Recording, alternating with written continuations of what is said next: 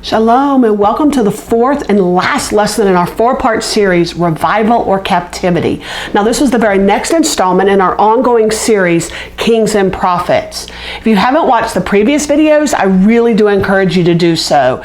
The first series in the installment is called Divided Heart, Divided Nation and can be found on my YouTube playlist. Be sure to like, share, and subscribe to my YouTube channel for notifications of all the new videos that get posted. And while you're there, check out the other 100+ videos that are available. If you'd like to join us for a live study, you can contact me through Facebook Messenger, and I'll be more than happy to send you the link and the password for our free Zoom classes held every Thursday from 6:30 to 8 o'clock Eastern Standard Time. Now we're going to get started on tonight's lesson with just a real quick review of what we've discovered so far. In the first two lessons, what they really did was lay that foundation for the captivity of Israel by Assyria. Now by lesson 3, we see this huge revival in Judah led by King Hezekiah. The North Kingdom was actually invited to join them, and while just a few people did come, most of them actually just laughed and scorned and just made fun of all the messengers. Now 2 Chronicles 32 actually begins with the phrase about Hezekiah's acts of faithfulness. Now we find those acts of faithfulness in the previous 3 chapters, in chapter 31, 30, and 29 of 2 Chronicles. And what were exactly those acts of faithfulness? Well, if you remember, in the first month of him being king, he led the priests and the Levites to cleanse and to consecrate themselves and the temple so they could lead the people in worship according to God's stated law. And then in his second month as king, he kept right on going. Because after the consecrations and the proper offerings, Hezekiah and the people of Judah and some of Israel actually celebrated Passover, for the first time in 203 years. He also reestablished service in the temple again. If you remember, it was his father, Ahaz, who had actually closed the doors and desecrated the temple during his reign. Now Hezekiah's act of faithfulness took place in his first year as king. By his 4th year, Shalmaneser, who was then the king of Assyria, actually besieged Samaria in the northern kingdom. In the 6th year, Israel was taken into exile. So while all this ugliness was going on in the northern kingdom, the southern kingdom was still riding that wave of national revival. And 2 Kings 18, verses 3 through 8, describes Hezekiah as being a man who trusted God, who clung to him, who kept his commandments, who got rid of all those high places, got rid of all the idolatrous altars. No other king in the southern kingdom had ever done that, even the righteous kings. It says that there was no king as righteous as King Hezekiah. And 2 Chronicles 31, verses 20 through 21 says that he did all of this with his whole heart. He even rebelled against the king of Assyria, and God led him to defeat the Philistines who had warred with Judah since the time of his father Ahaz. So we're going to start tonight in 2 Kings 18, verses 13 through 37, and then the parallel verse of 2 Chronicles 32. So in these chapters, we actually have a brand new king of Assyria, Sennacherib. Now, Sennacherib invaded Judah, invaded that southern kingdom, and besieged the fortified cities, and he seized them. He actually took his eyes and he looked even further south to Jerusalem because he wanted to take over Jerusalem. If you take over the capital, you take over the kingdom, and that's exactly what he wanted to do. Now this happened in the 14th year of Hezekiah's reign. Hezekiah only reigned 29 years.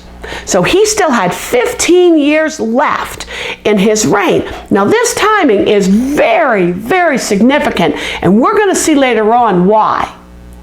Now Hezekiah decided to cut off the water supply outside Jerusalem, so this country that was besieging them would have no water. He also rebuilt the wall around Jerusalem and then built a second wall on the outside of that. Now this didn't happen overnight. This took a really long time to do. He also got ready and he supplied his own military with weapons. So while Assyria was on the outside besieging Jerusalem, cutting off their supply lines, cutting off any outside help that could have gotten there, Hezekiah and Jerusalem are busy fortifying and arming the city. So what's supposed to happen in a siege is that the people inside the city are supposed to give up. They're supposed to starve because they can't get any more food. They're supposed to be disheartened because they can't have any outside help. Nobody can leave. Nobody can come in. They're worried about their families if they actually live outside of the walls and they can't get to them, and they're worried about them, and then they don't have any water and they run out of food, and after years and years, of besiegement, they finally get really complacent. They're easy to take over, but that's not what was happening. What was happening was Assyria's water supply got cut off by King Hezekiah, and the people inside, instead of being disparaged, they were actually fortifying and arming the city. Totally opposite of what you would think would happen. And then Hezekiah told the people to be strong because it was God who was going to fight their battles for them. But in 2 Kings 18, 14 through 16, Hezekiah makes a major slip up. He actually goes to Sennacherib and apologizes to him for rebelling against him. Now, I don't know if he actually meant it or if he's just trying to mitigate the damage since Sennacherib had already seized the fortified cities. I don't know. But either way, Hezekiah decides to pay him tribute. He even tore the gold off the temple doors. And this is right after he tells the people to be strong and courageous because God is going to fight their battles. And here's the king losing complete faith in God and turning to self-help. Now, this really ties into the questions I asked you to ponder at the end of our last session. When faced with a difficult situation, what's your first reaction? Mine is typically, this is what I have to do. I make a mental list. This is who I need to tell the problem to because they're going to be able to help me through it. And this is my plan. And this is what I'm going to do. And these are the calls I'm going to make. And these are the emails I'm going to make. And it's all about what I'm going to do, what I'm going to do, what I'm going to do. But what would change in your life if you truly understood what it means to walk in total dependence on God? If He was the only one that you sought after, how would your life change? I know for my life would then be able to be peaceful. Then I would have absolute, that true shalom that passes all understanding. Instead of just being overwhelmed and angry and emotional and anxious and depressed, I could actually live at peace. Now in 2 Kings 18, 17 through 37, and 2 Chronicles 32, 9 through 16, and even in Isaiah 36, there is a message that Sennacherib sends via messengers. He didn't actually go himself. He sent messengers that he wanted Jerusalem to hear. Now this strategy, the strategy of this message should really sound pretty familiar to us right now because it's being employed by our very own government. The first thing is, it questioned Hezekiah's confidence. How confident can your king really be that he can beat me if he had to go all the way to Egypt and ask Egypt to help him in the battle against me, and yet he still lost? So if he really had confidence in this building up of the army, and if he really thought that God was going to win your battle for you, why go to a foreign country for help? And then you still ended up losing. He also questioned Hezekiah's character. He accused him of being deceitful, of flat out lying to the people, of saying, oh, he says your God's going to save him, but he's a liar. God's never going to save you. No God has ever saved a country from our gods, from the God of Assyria. So he's just lying to you. He's flat out being a liar. Then he sent the message contained wrong, distorted information about the high places and about God and about how to worship God. Because Judah had worshiped in high places for so long, they actually gave a false picture of the way that they were supposed to worship God. So then Sennacherib says, you know what? Hezekiah tore down your God. God's altars, and now he's forcing you to only worship at one certain altar, which happened to be in the temple, which happened to be exactly where they should be worshiping God. But Sennacherib didn't know that. And perhaps they still had some idolatrous southern kingdom folk who actually resented the high places being taken down. I don't know. Then he actually called for a bargain. He said, you know what? Your king has no confidence in you or your God. He's actually made his God very angry because he tore down all his high places. He's been lying to you from the very beginning. But I'll tell you what, if you submit to me, look at this amazing life that I can give you. Because life in Assyria will be so much better than your life here in Jerusalem. Heck, his messenger even said, you know what? You know why I'm here? You know why I'm telling you these things? Because your God gave me the approval to come here and tell you. So while he's not really talking to your king, he's talking to me. And he gave me permission to come into his land and tell you guys these things. And just to make sure that everybody understood this intimidation, he spoke in Hebrew. He also equated God with the gods of the nations who hadn't been able to deliver anyone else from the hand of Assyria. Now in 2 Kings 19 and Isaiah 37, we see that Hezekiah actually tore his clothes and sat in sackcloth and ashes, which is a symbol of mourning, and it's also a symbol of repentance. And he went into the temple and he sent a message to Isaiah telling him that this is a day of distress and rebuke and rejection. And he asked Isaiah to pray for the remnant left in Jerusalem that they would be able to survive. What Hezekiah was really hoping is that God was going to act, not for the benefit of the people, but because Sennacherib blasphemed God. And so Isaiah sent a message back to Hezekiah and said, God's going to send Sennacherib back home exactly the same way he came. And you're not going to be conquered. So then Sennacherib got a little upset because nobody was answering him. Nobody was going to their side. Nobody was going against Hezekiah. There was no big coup in Jerusalem within the city walls. So then he decided to write Hezekiah a message himself, king to king. Let's talk about this. So he sent him a letter. And actually the letter pretty much said exactly the same thing that his messengers had been telling everybody else. I guess Sennacherib thought if he wrote it in his own hand, maybe it would carry a little more weight. Because he was going to the king, maybe the king would actually listen to him. We don't even know what the letter exactly, or that Hezekiah told anybody else what that letter said. He never told anybody. He never gathered up his counselors to tell him what they needed to do. He took that letter and he went straight to God. He went straight to the temple and he prayed. And he took that letter, and it says he laid it at the altar of God. And then he started praising God for who he is. He praised God and said, you are enthroned above the cherubim. You are the God of all kingdoms of the earth. You're the creator of heaven and earth. He begged God for deliverance or for salvation based on who God is. And that the messages that Sennacherib sent were an absolute reproach to the name of God.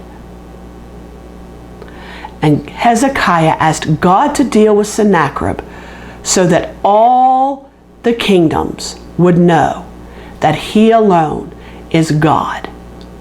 Because if Judah was the only kingdom that Assyria ever went against, and they were delivered, and Assyria lost, it would be a major event, and all the other nations, including the northern kingdom who had already been taken out, would actually pay attention to. So Isaiah sent back a prophecy. And he said, Hezekiah, God heard your prayer. And now he's going to act. He said, they reproached my name and bragged of their own strength. And even though Sennacherib said that he conquered the nations, it was actually me. It was actually God using him and working through him. Sennacherib did nothing. Everything was an act of God. He said Sennacherib's going to be turned back and he's going to go back home. And the sign that the remnant of Jerusalem would survive is that not one arrow would be shot at Jerusalem. So that night an angel of the Lord went through the camp of Assyria outside of the walls of Jerusalem and killed 185 valiant warriors. Their commanders, their officers, all of the leaders that were in the camp that night died, plus 185,000 warriors. Sennacherib was scared to death. He left Jerusalem. He went back home to Nineveh. He walked into the temple of his God, probably offering sacrifices, probably saying, I can't believe you lost this war for us. This should have been really, really simple for us to win. And while he was in there, his own sons killed him. And according to 2 Chronicles 32:21 through 23, the only reason Judah was delivered was because of the prayers of a righteous king. And the remnant survived, and they brought gifts to God, and they brought gifts to Hezekiah, and the Lord exalted Hezekiah in the sight of all the nations. Why? So all the kingdoms would know that he alone is God. 2 Kings 20 and 2 Chronicles, the end of 2 Chronicles 32, starting in verse 24, has this time phrase in it, and it says, in those days. Now, in those days is when Hezekiah's illness and his healing are actually mentioned. But in those days actually refer to the days when Assyria came up against Judah. So we're going back a little bit. Now, in those days, Hezekiah became terminally ill. He was going to die. So God sent Isaiah, this time not just writing letters or sent a message. He actually sent Isaiah personally to Hezekiah to his deathbed and confirmed that yes, you're going to die. It says Hezekiah wept absolutely bitterly, and he turned to God in prayer. And before Isaiah had even gotten very far, it says he wasn't even out of the courtyard of the castle or of where Hezekiah lived. God told him, go back and tell Hezekiah that he would add 15 years to his life, that he wasn't going to die that night. Now here's where the timing is very significant. If you remember, it was in Hezekiah's 14th year that Assyria is in Judah besieging Jerusalem. This is the year that Hezekiah was going to die. With his country on the brink of absolute annihilation, with the lineage of David being completely cut off, he was going to die. But God gave him 15 more years of life and sent Sennacherib back home, where his life actually ended. And it says that Hezekiah was going to be healed in 3 days. And when he was healed in 3 days, he needed to go to the temple.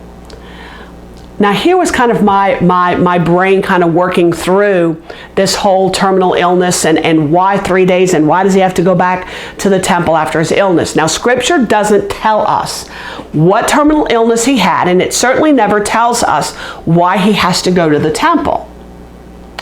But if you remember what Hezekiah had done right before he was struck with this terminal illness, he kind of relied on himself. He desecrated part of the temple. He gave it to Assyria. These messages started coming in. He did repent. He did go back to God. He did sit in sackcloth and ashes. And then he was sick. So what biblical illness have we actually seen that God uses as a judgment that requires a person to go to the temple? Leprosy. So Hezekiah could have had leprosy and needed the priest to declare him clean. Now, I'm not saying that he was struck with leprosy. He could have had any number of illnesses and had to go to the temple to maybe make sacrifices to atone for a sin. I mean, we don't know. So please don't go around saying that, well, this is what happened to King Hezekiah because Kristina said so. Because Kristina's not saying. Kristina's just putting out a theory about what could have happened. And then the sign that everything was going to be okay was that the sun reversed and the shadow, which had gone down the stairs, started coming back up the stairs again. In Isaiah 38, 9 through 20, we actually get a glimpse of Hezekiah's heart, because this is the only place that records Hezekiah's praise song to God. And it says that he faced death in the middle of his life. He was going to die. And he was oppressed, but he asked God to come and to please be his security. He asked to be restored to life. He said he was bitter because of his own welfare. And in verse 17, it says that God cast all his sins, all of Hezekiah's sins, behind his back. Now in 2 Kings 20, 2 Chronicles 32, and Isaiah 39, we actually meet someone new. We meet a prince of Babylon called Berodach Baladan. Now he was the son of the king of Babylon. And he sent some gifts, and he sent a letter to King Hezekiah. Now these were not the same kind of letters that Sennacherib did. He never threatened them. He never said he was going to come after him. He never said he wanted to besiege them. He never put down Hezekiah at all. He never called him names. He just sent these gifts and these letters. But why? Why would someone suddenly decide to send letters and gifts to a king in a foreign country? Well, in Isaiah 39, it says that it's because he heard Hezekiah had been sick and he had recovered. Okay.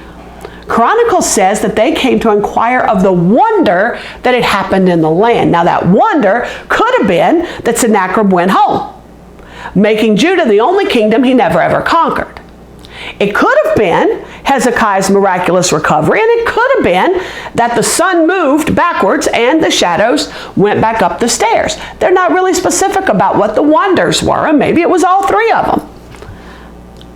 But in 2 Chronicles 32, verse 31, it says that God used it as a test regarding what was in Hezekiah's heart. Now I want you to stop a minute, and if you have to stop the video, go right ahead and stop, because I really want you to think about this. Did Hezekiah pass or fail God's test? I think he failed. Actually, I know he failed. Hezekiah was so flattered that the men from Babylon came to Judah. He showed all the treasures in his house, everything that was there. He really kind of bragged about, and he started showing them everything.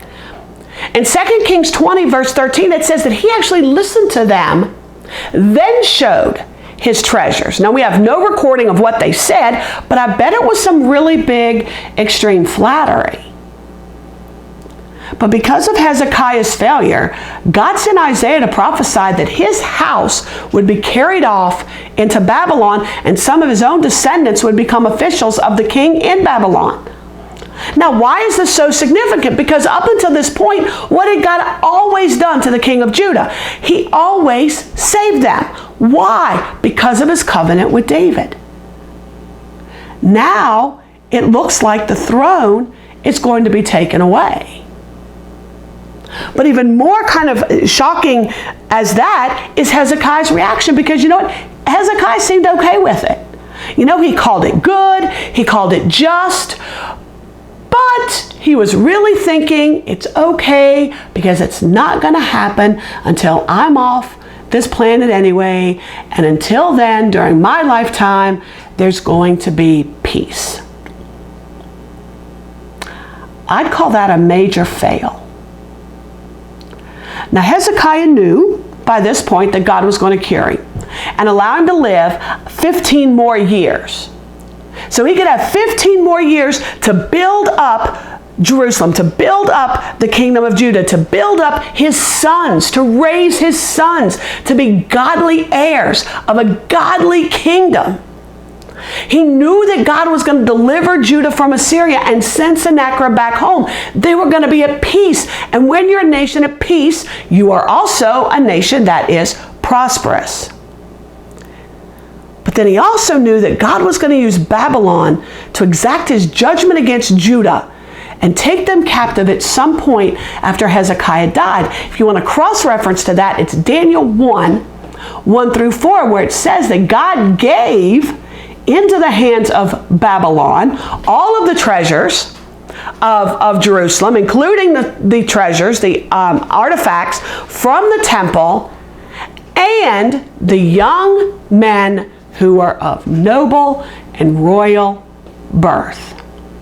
That's the fulfillment of Isaiah's prophecy to Hezekiah. Now let's look a little bit of application. You know, in God's economy, I'm very grateful that righteous doesn't mean perfect. In spite of Hezekiah's fault, in spite of his sin and his prideful heart, he would actually find his kingdom carried away by Babylon, but he was still considered the most righteous king of Judah, even more so than the righteous kings Jehoshaphat and Josiah. So now that we're at the end of this short 4-week study, you know, what's God revealed to you as you've studied his kings and his prophets? So let's have a conversation. Post a comment or a question right here below this video, or if you've joined us via my Facebook page, be sure to post it in the comment section because I'd love to hear from you. Our very next session is still part of Kings and Prophets, but we're going to look at the prophet Hosea. It's going to be called A Love That Will Not Let Me Go.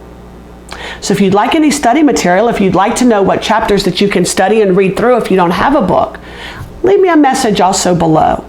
Or shoot me an email or shoot me a message through Facebook Messenger, and I'd be more than happy to get you whatever you need. So until next time, Shavua Tov, have a great weekend, everyone, and a great week. Shalom, shalom.